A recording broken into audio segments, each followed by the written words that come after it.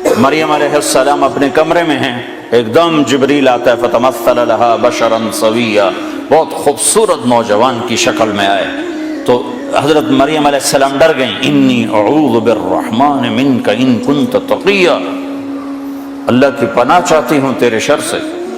تو فرمانے لگے ڈرو نہیں۔ تو کہا تو کون ہے؟ کہا انما انا رسول ربک، میں مرد نہیں ہوں، مجھے عورت میں کوئی دلچسپی نہیں، میں تو فرشتہ ہوں۔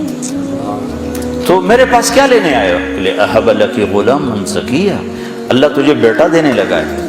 کہا توبہ توبہ، انا یکون لی غلام، مجھے بیٹا ہو سکتا ہے؟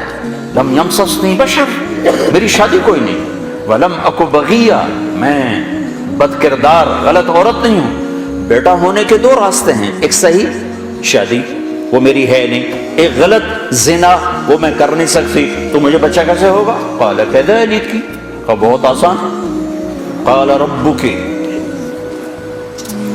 تیرا رب کہہ رہا ہے کہ یہ تو مسئلہ ہی کوئی نہیں۔ قال کذلک قال ربک وهو علی ہین، یہ تو میرے لیے مسئلہ ہی کوئی نہیں۔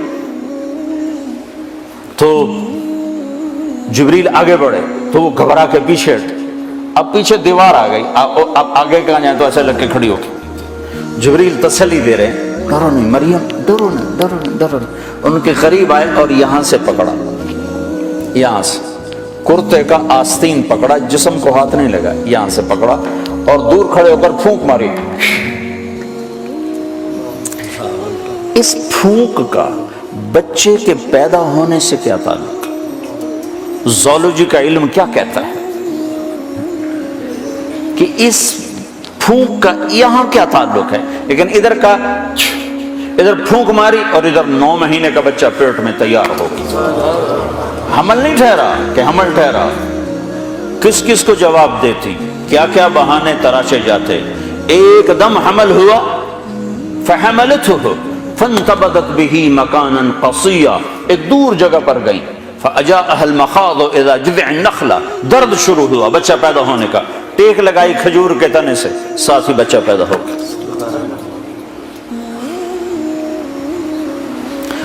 پھر کہنے لگی یا لیتنی مت قبل هذا وکنت نسیا منسیا، کاش میں اس واقعے سے پہلے مر گئی ہوتی، لوگ مجھے بھول جاتے، میرا بھولنا بھی بھول جاتے، اب کس منہ سے شعر جاؤں، کس کس کو کیا کیا جواب دوں۔ تو جبریل دوبارہ آ گئے، فناداها من تحتها، اب سامنے نہیں آئے کہ بے پردگی نہ ہو، پیچھے سے آئے، کہ لا تحزنی، ڈر نہیں، قد جعل ربک تحتک سریا، پر مارا تو وہاں سے پانی کا چشمہ نکل آیا، کہ چل خود بھی پاک ہو، بچے کو بھی نہلا دھلا۔ وَهُزِّ إِلَيْكَ بِجِذْعِ النَّخْلَةِ، وہ جس کے ساتھ ٹیک لگائی تھی نا کھجور، تو وہ اوپر سے کٹی ہوئی تھی، اوپر سے کٹی ہوئی تھی، تو جو کھجور اوپر سے کٹ جائے تو وہ کیا دے گی؟ خشک تنا، تو کہا ہزی، اس کو ہلا، جب انہوں نے ہلایا تو ایک دم ٹپ ٹپ ٹپ ٹپ تازہ کھجوریں گرنے لگی، تازہ، تو ساقط علیک رطبا جنیا، تازہ نرم۔ تو کہا مریم تو نے دیکھا جس رب نے بغیر شاخوں کے خشک تنے سے پھل کو نکال دیا، اس نے تمہیں بغیر مرد کے بیٹا دے دیا۔ کلی واشربی وقرری عینا، چل کھا کھجوریں اور پی پانی اور موج کر، اور چل شہر کو واپس جا۔ فإما ترين من البشر أحدا فقولي إني نذرت للرحمن صوما فلن أكلم اليوم إنسيا، لوگ آئیں گے پوچھنے کہ یہ کیا ہے تو تم نے کہنا میرا روزہ ہے، میں بات نہیں کر سکتا۔ فأتت به قومها تحمله، اب بچہ گود میں اور آئیں شہر میں، شور مچ گیا، یا مریم لقد جیت شیئا فریا، ارے مریم منہ کالا کر کے آ گئی، یا اخت ہارون، یہ تانا دیا، یا اے ہارون کی بہن، یا مریم کیوں نہیں کہا، یا اخت ہارون کیوں کہا؟ ہارون ان کے بھائی بڑے نیک پاک، تو تانا دے رہے ہیں بھائی تیرا ایسا اور تو یہ کر کے آ گئی۔ ماں کان ابوک امرأ سوء، ماں کو بھی لے لیا، باپ کو بھی لے لیا، بھائی کو بھی لے لیا، تینوں کو لے لیا۔ تو ماں کان ابوک امرأ سوء، تیرا باپ تو ایسا نہیں تھا، تو ماں کانت امک بغیہ، تیری ماں تو ایسی نہیں تھی، تو نے کیا کیا؟ تو نے ایسے کیا، ہونٹوں پہ انگلی رکھی، اب یوں کیا تو سارے غصے میں آ گئے، کہنے لگے کیف نکلم من کان فی المہد صبیا، اس بچے سے کیسے بات کریں؟ بات یعنی لفظ تو یہ ہیں قرآن کے کہ اس بچے سے کیسے بات کریں، لیکن مفہوم یہ ہے کہ مریم تجھے اپنے گناہ کو چھپانے کا کوئی صحیح بہانہ بھی نہ ملا۔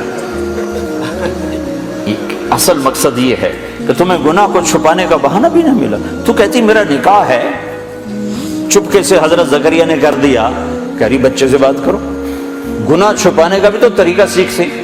تو ابھی یہ شور مچا ہوا تھا کہ ایک دم عیسیٰ علیہ السلام کی آواز ایسے گونجی جیسے میں اسپیکر میں گونج رہا ہوں، چھا گئی سارے شہر میں، قال انی عبد اللہ آتانی الکتاب وجعلنی نبیا وجعلنی مبارکا اینما کنت وأوصانی بالصلاة والزکاة ما دمت حیا وبرا بوالدتی ولم یجعلنی جبارا شقیا والسلام علی یوم ولدت ویوم اموت ویوم ابعث حیا ذلک عیسی ابن مریم، یہ ہے مریم کا بیٹا عیسیٰ، یہ اللہ کا بیٹا نہیں ہے، یہ مریم کا بیٹا ہے۔